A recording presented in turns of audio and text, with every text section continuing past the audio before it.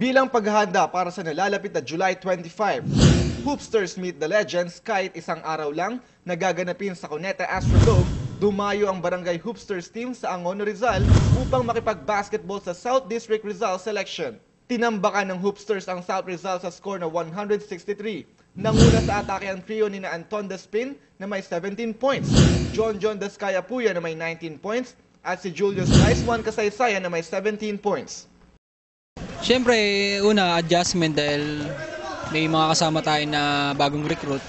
Then, maaga namang nakapag-adjust din dahil mga ilang practices na rin kami. Then, itong game na to, siyempre parang jailing na rin sa amin dahil first time namin maglaro na magkakasama-kasama yung mga bago nating recruit.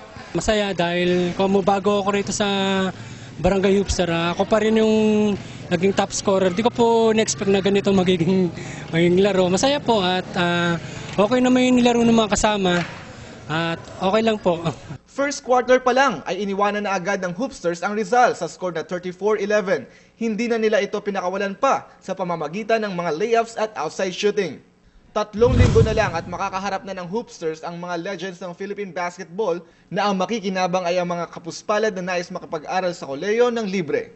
Iniimbitahan po namin ang ating mga kabarangay sa July 25 na po, Hoopsters versus Legends. Sana po makapunta po kayo, magandang laban po to. Ramty Fast Break News.